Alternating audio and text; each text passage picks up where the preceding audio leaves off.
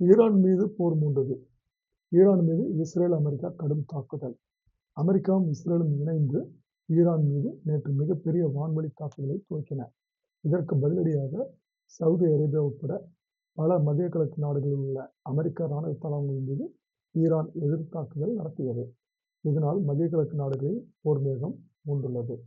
இதையடுத்து அந்த பிராந்தியத்தில் உள்ள இந்தியர்களுக்கு எச்சரிக்கை விடுக்கப்பட்டதுடன் அவசர உதவி எண்ணாக +9891 281 09 115 என்ற அவசர உதவி எண்ணம் அறிவிக்கப்பட்டுள்ளது. இந்த போருக்கு அமெரிக்காவானது ஆபரேஷன் எபிக் ஃபியூரி என்றும், இஸ்ரேலானது லயன் ரோர்ஸ் என்றும், ஈரானானது எண்ட் ஆஃப் ஸ்ட்ரோம் என்றும் பெயர் வைத்துள்ளது. தமிழகத்தில் நடைபெறவுள்ள சட்டமன்ற தேர்தலில் தேர்தல் நடத்தை விதிமீறல்களை உடனுக்குடன் புகார் அளிப்பதற்காக பொதுமக்கள் பயன்படுத்த வசதியாக சி-விஜில் என்ற செயலியானது தேர்தல் ஆணையத்தால் அறிமுகப்படுத்தப்பட்டுள்ளது.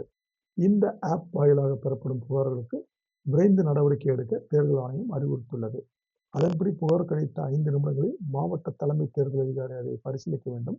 தொடர்ந்து 15 நிமிடங்களில் விரைவுப்படை அதிகாரிகள் சம்பவ இடத்திற்கு சென்று 30 நிமிடங்களில் உரிய நடவடிக்கை எடுக்க வேண்டும். இந்த நடவடிக்கைகள் அனைத்தும் GPS வசதியுடன் பதிவாகும். புகார் அளித்தவர்களும் அதன் நிலையை கண்காணிக்க முடியும் என தேர்தல் ஆணையம் தெரிவித்துள்ளது.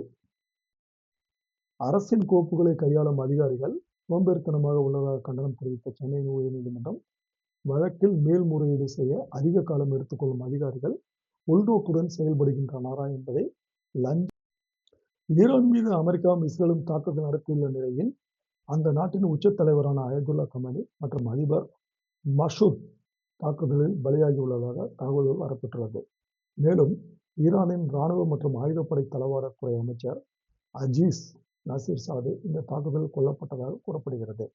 ஈரான் இராணுவ தளபதியாக இருந்த முகமது பாக்பூர் கொல்லப்பட்டுள்ளதாகவும் செய்திகள் வெளியாகியுள்ளன.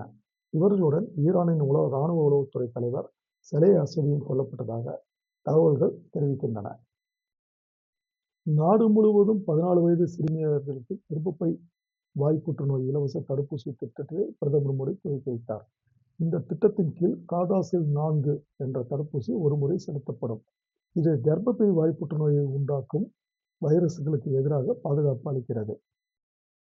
மேற்கு வங்கத்தில் இறுதி வாக்காளர் பட்டியல் நேற்று வெளியானது.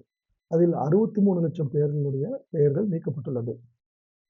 நேற்றைய விலை: தங்கம் 1 கிராம் 15,550, வெள்ளி 1 கிராம் 320 ரூபாய்.